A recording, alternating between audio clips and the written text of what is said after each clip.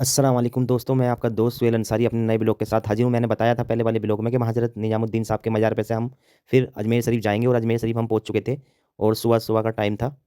तो हमने सबसे पहले वहाँ पर जाके रूम लिया एक, और रूम लेने के बाद हम उसमें दाखिल होने जा रहे थे लिफ्ट से। रूम वाले ने हमें रूम सबसे ऊपर का दिया था, तो हमने लिफ्ट का मज़ा लिया क्योंकि हम पाक बड़े वाले की तो तुम्हें पता ही है, बात ही अलग है।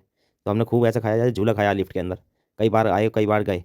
उसके बाद हम अपने कमरे में आराम करने के इरादे से लेट गए। वहाँ जाकर देखा सुबह का टाइम था, फजर का, और वहाँ पर ठंड नहीं लग रही थी, तो हमने पंखा चलाया और कंबल ओढ़ा क्योंकि आप जानते हैं पाक बड़े वालों की तो बात ही अलग है। फिर उसके बाद हम वहाँ से तैयार होकर दरगाह शरीफ की तरफ चल पड़े क्योंकि फजर की नमाज़ का टाइम हो रहा था।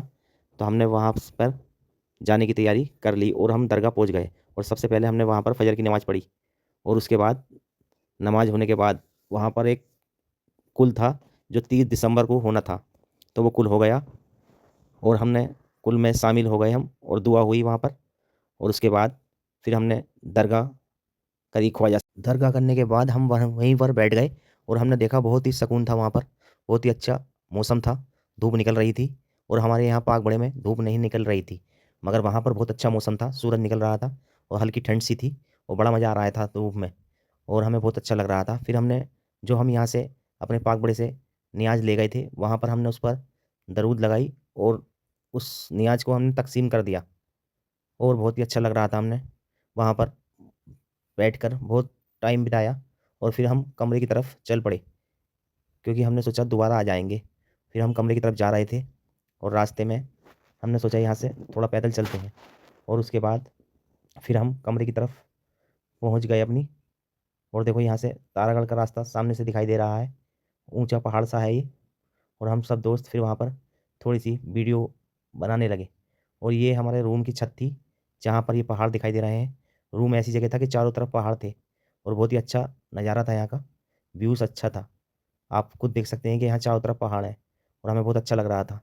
फिर उसके बाद हम फिर मज़ार की तरफ चले गए क्योंकि अजमेर वहीं जाते हैं जिन्हें ख्वाजा बुलाते हैं।